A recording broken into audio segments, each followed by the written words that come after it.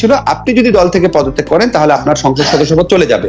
আপনি যদি অতীতে লগি বৈঠার কথা, আওয়ামী লীগের লগি বৈঠার আন্দোলনের কথা, 96 সনে তত্ত্বাবধায়ক সরকার প্রতিষ্ঠা আন্দোলনের কথা চিন্তা করেন, ইভেন বিএনপির যে মানে সহিংস আন্দোলনের কথা চিন্তা করেন 2014 সন নির্বাচনের পরে, এগুলির তুলনায় এখন বিএনপি যেভাবে আন্দোলন করছে এটা তো 100% হালাল, 100% অহিংস এবং অত্যন্ত প্রশংসনীয়।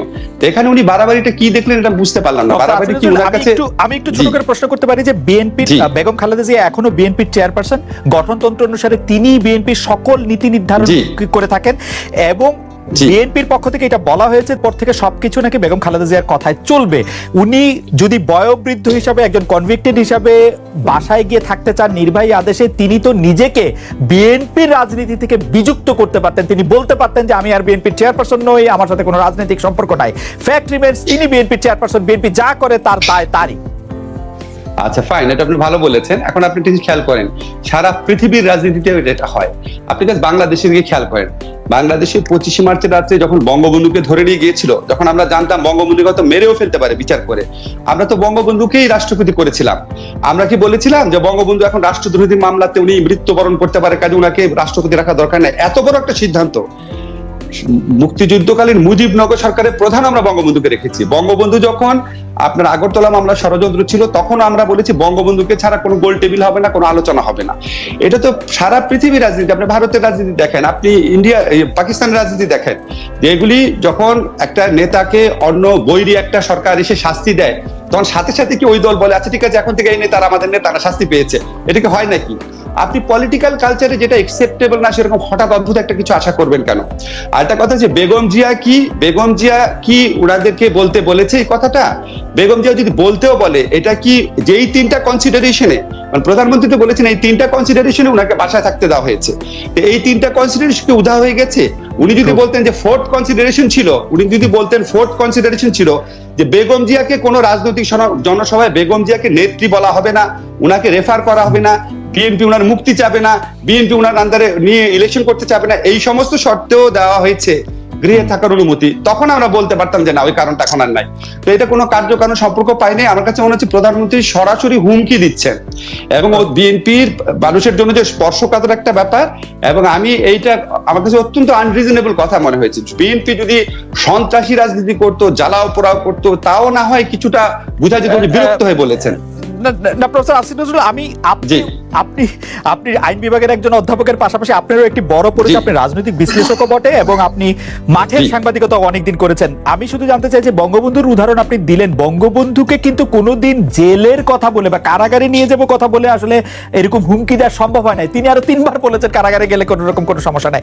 বিএনপি বেগম জিয়ার কারাগারে যাওয়াটাকে একটু বেশি মানে রাজনীতি করতে গেলে কারাগারে যাওয়া, আপনার সংস্কৃতির কথা বলছিলেন, সেটিকে মানে বিএনপির, আমি যদি এইভাবে বলি, বিএনপির আর্ম টুইস্ট করার এত সুযোগটা এখানে দিয়ে রাখছে কেন বিএনপি? মানে ব্যাপারটা এরকম কেন? আচ্ছা, দিয়ে রাখছে এটা আমি একটু বলি। আপনি খেয়াল করে দেখেন বঙ্গবন্ধু অনেকবার জেলে গিয়েছেন, কোনোবার কিন্তু জেলে ওনার সাথে মিসট্রিটমেন্ট করা হয়নি। আমি বঙ্গবন্ধু উদাহরণ টানছি যে বঙ্গবন্ধুকে পাকিস্তানিরা সবচেয়ে বড় শত্রু মনে করতো। জেলখানায় আপনি ওনার অসমাপ্ত আত্মজীবনী সবকিছু পড়ে দেখেন যে ওনাকে অত্যন্ত সসম্মানে, অত্যন্ত কমফোর্টেবল অবস্থায় জেলখানায় রাখা হতো, 1 নাম্বার। 2 নাম্বার হচ্ছে ওনাকে তো কনভিক্ট করা হয় নাই। একটা দুর্নীতির মামলায় কনভিকশন হয়েছিল, তো পরে বাদ হয়ে যায়, কিন্তু ওনাকে তো কনভিক্ট করে এই দুঃসহ যন্ত্রণায় মধ্যে দিয়ে যেতে হয় নাই। থার্ড প্রশ্ন হচ্ছে আপনি বেগম জিয়ার বিচারের সময় দেখেন, মিজানুর রহমান খান লিখেছিল, আমিও লিখেছিলাম, এই বিচার প্রক্রিয়া নিয়ে প্রচুর প্রশ্ন ছিল। সেখানে যেভাবে অ্যানালাইসিস করা হয়েছে, যেভাবে রায় হয়েছে, নিম্ন আদালতের শাস্তি উচ্চ আদালতে বেড়ে গেছে, এগুলি খুব স্বাভাবিক ঘটনা না।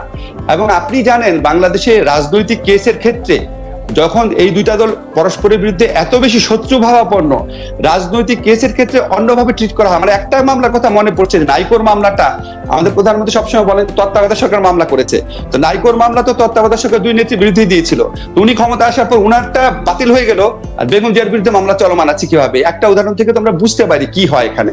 তাছাড়া আপনি যদি আরো উদাহরণ আমাকে সময় দেন আরো অনেক কিছু বলতে পারি। আপনি দেখেন তারেক, মানে আমার কথা হচ্ছে কি, আপনি এই কথা বাংলাদেশে বলতে পারবেন না যে বাংলাদেশি জুডিশিয়ারিকে নির্বাহী বিভাগ ব্যবহার করে না এবং বাংলাদেশের জুডিশিয়ারি সম্পূর্ণ স্বাধীনভাবে কাজ করতে পারে, এটা আপনি বলতে পারবেন না। ফলে এটা নিয়ে আমার মনে হয় আপনার বক্তব্য একদম পরিষ্কার। আমরা একটু বাংলাদেশ এমন একটি দেশ যে দেশের মধ্যে আসলে সংখ্যাগরিষ্ঠ সংসদের মতামত যে কোনো সময় প্রভাবিত করা সম্ভব এবং একটি আনস্টেবল গভর্নমেন্ট করে দেশকেই আনস্টেবিলিটির দিকে ঠেলে দেওয়া সম্ভব। সত্য না থাকলে আমরা বিরাট ধরনের বিপদে পড়ব। আচ্ছা, আপনাকে প্রথমেই বলে রাখি যে ৭০ অনুচ্ছেদ যেটা আছে এটা কিন্তু আমাদের যে সংবিধান, আজকে সংবিধান দিবস দেখে উল্লেখ করছি, এটা প্রথমে যেরকম অবস্থায় ছিল সেটা আরো ভয়াবহ ছিল। ওই যে খসড়া সংবিধান প্রণয়ন কমিটি যে ড্রাফটটা দিয়েছিল সেটাতে আরো ভয়াবহ ছিল। সেখানে ৩টা কারণে কথা বলা ছিল। একটা হচ্ছে আপনি যদি দল থেকে বহিষ্কৃত হন, আরেকটা হচ্ছে আপনি যদি দল থেকে রিজাইন করেন, আরেকটা হচ্ছে আপনি যদি দলের বিপক্ষে ভোট দেন তাহলে আপনার সংসদ সদস্যপদ চলে যাবে। পরে যখন এটা গণপরিষদে আলোচিত হয় তখন সুরঞ্জিত সেনগুপ্ত, লারমা, তারপর আওয়ামী লীগেরও আসাদুজ্জামান খান সাহেব, ওনারা, তারপর আব্দুল আজিজ চৌধুরী, ওনারা এটা প্রচন্ড প্রতিবাদ করেন যে দল যদি আমাকে বহিষ্কার করে এটা আমার দোষ না, দল বা আমাকে বহিষ্কার করলে আমার সংসদ সদস্যপদ চলে যাবে কেন। পরে এটা চেঞ্জ করে ৭২ সনের সংবিধানে ছিল আপনি যদি দল থেকে পদত্যাগ করেন তাহলে আপনার সংসদ সদস্যপদ চলে যাবে, যেটাকে আমি রিজনেবল মনে করি। আর আনরিজনেবল হচ্ছে আপনি যদি দলের বিপক্ষে ভোট দেন আপনার সংসদ সদস্যপদ চলে যাবে। এখন সমস্যাটা হচ্ছে কি, এটা থাকার কারণে এবং এটা কিন্তু প্রয়োগ হয়েছে। ইউসুফ হোসেন হুমায়ুন ভাইকে একটু বিনয়ের সাথে জানাই, যখন গণপরিষদের আলোচনা চলছিল তখন সিমিলার একটা আইন ছিল যে constituent assembly members cessation of membership order. Cessation of membership order অনুযায়ী কিন্তু গণপরিষদেও আওয়ামী লীগের কিছু সদস্যের সদস্যপদ খারিজ করে দেওয়া হয় দল থেকে বের করে দিয়ে। সো এই স্মৃতি কিন্তু আওয়ামী লীগ খুব ভালো করে জানে এবং আওয়ামী লীগ আব্দুল আজিজ চৌধুরী কিন্তু এইটার প্রসঙ্গ উল্লেখ করে বলেছিলেন যে ভয়ে কথা বলতে পারি না, এমন কথাও বলা হয়েছিল গণপরিষদে। ফলে এই স্মৃতিটা কিন্তু আছে। একটু মনে পড়ছে প্রফেসর নজরুল, আপনি নিশ্চয়ই আরো একটু ভালো বলতে পারেন যে জনাব আলাউদ্দিন এবং জনাব স্বপন বিএনপি থেকে আওয়ামী লীগের মন্ত্রী সবাই নিয়ে আসার পরে তাকে 70 দেখিয়ে আসলে তাদের দুজনকে বাদ করা হয়েছে সংসদ থেকে। জি জি, তবে 70 নিয়ে আমাদের মধ্যে কতগুলা কনফিউশন আছে। একটা হচ্ছে 70 কিন্তু আপনাকে দলের বিপক্ষে কথা বলতে না করে না। দলের বিপক্ষে আপনি কথা বলতে পারবেন, দলের সমালোচনা করতে পারবেন, দলের বিপক্ষে ভোট দিতে পারবেন না শুধু। আর সেকেন্ড প্রশ্নটা হচ্ছে কি যে 70 যে আমরা পক্ষে যে যুক্তি দেই, যেটা ডক্টর কামাল হোসেন সাহেবও গণপরিষদে দিয়েছিলেন, 70 যদি না থাকে তাহলে সরকারের স্থিতিশীলতা থাকবে না। আওয়ামী লীগের এমপিদেরকে বিএনপি টাকা দিয়ে ভাগায় নিয়ে অনাস্থা ভোটে সরকার পতন করায় দিবে, বিএনপি আওয়ামী লীগকে করবে, মোটামুটি এরকম একটা কিছু বুঝাতে চেয়েছেন এখনকার কনটেক্সটে দেখলে। এবং এটা কিন্তু একদম অযৌক্তিক না। আপনি যদি 54 সনের নির্বাচনের পর বাংলাদেশে কতবার সরকার পরিবর্তন হয়েছে, হর্স ট্রেডিং এর মাধ্যমে বা ডিফেকশনের মাধ্যমে, ফ্লোর ক্রসিং এর মাধ্যমে, এই স্মৃতিটা প্রেক্ষিতে এটা অযৌক্তিক না। কিন্তু সমস্যা হচ্ছে কি, আপনি তো ৭০ অনুচ্ছেদ শুধু আস্থা অনাস্থা ভোটের ক্ষেত্রে প্রযোজ্য এটা বলেন নাই, আপনি বলেছেন ৭০ অনুচ্ছেদ যে কোনো ক্ষেত্রে প্রযোজ্য। তো যে কোনো সরকার আজকে যদি আওয়ামী লীগ সরকার যদি একটা খারাপ আইন তৈরি করতে যায়, কালো আইন যেমন ডিজিটাল সিকিউরিটি অ্যাক্ট, বিএনপি সরকার যদি একটা খারাপ আইন করতে যায় যেমন র্যাবের দায়মুক্ত আইন, এই ধরনের খারাপ আইন যদি করতে যায়, নিশ্চয়ই আওয়ামী লীগ বিএনপির মধ্যে একটা সুস্থ বিবেক সম্পন্ন মানবাধিকারের প্রতি শ্রদ্ধাশীল কিছু মানুষ আছে, তারা চাইলেও বিপক্ষে ভোট দিতে পারবে না। This is the problem. যে জন্য আমরা বলি আপনি যদি সরকারের স্থিতিশীলতা রক্ষা নিয়ে চিন্তা করতে চান তাহলে আপনি বলে দেন ৭০ অনুচ্ছেদ প্রয়োগ হবে শুধুমাত্র সরকারের বিরুদ্ধে আস্থা অনাস্থা ভোট আনবে, অন্য সকল ক্ষেত্রে সরকারের বিরুদ্ধে ভোট দেওয়া যাবে, এটা করে দিলে তো হয়ে যায়। এটা আমরা অনেকবার লিখেছি, বলেছি। এবং আমাদের যখন আপনার এই সুরঞ্জিত দাদের নেতৃত্বে যখন 15তম সংবিধান সংশোধনীর আগে আলোচনা হয়, সেখানে আমি লিখিতভাবে এটা জমা দিয়েছিলাম। এবং আমি যতদূর জানি আর কি, উনি তো আমাকে খুব স্নেহ করতেন। আমার কাছে মনে হচ্ছে উনি এটা খুবই কনভিন্সড, উনি নিজেও এটা মনে করে, আমার মনে হয়েছিল। আমাদের এটা নিয়ে একটা তৃতীয় মাত্রাতে আমরা একবার আলোচনা করেছিলাম যে এটা শুধু আস্থা অনাস্থা ভোটের ক্ষেত্রে প্রয়োগ করলেই সমস্যাটা মিটে যায়। কারণ আমি একটা পয়েন্ট শুধু অ্যাড করি, আপনি যদি ৭০ অনুচ্ছেদকে প্রধানমন্ত্রীর একক ক্ষমতার সাথে মিলিয়ে দেখেন, তার মানে প্রধানমন্ত্রীকে এককভাবে ক্ষমতায়িত করেছে সংবিধান, আবার সংসদ নেতা হিসাবে ওনাকে সংসদের ভিতরও এককভাবে ক্ষমতায়িত করা হয়েছে। দুইটা মিলে একটা, এবং যে সুরঞ্জিত সেনগুপ্তরা এটাকে আইয়ুব খানের ক্ষমতার সাথে তুলনা করেছিলেন, এই সংবিধানে প্রধানমন্ত্রীকে যে ক্ষমতা দেওয়া হয়েছে। আমি এটার সাথে সম্পূর্ণ একমত। আমি একটু অ্যাডভোকেট ইউসুফ হোসেন হুমায়ুন আপনার দৃষ্টি আকর্ষণ করি। বাংলাদেশে মানে গণতন্ত্রের একটা মূল চালিকা শক্তি সংবিধান যেটা এনশিওর করবে সেটা হচ্ছে ব্যালেন্স বা ভারসাম্য, সেটা হচ্ছে ক্ষমতার ভারসাম্য।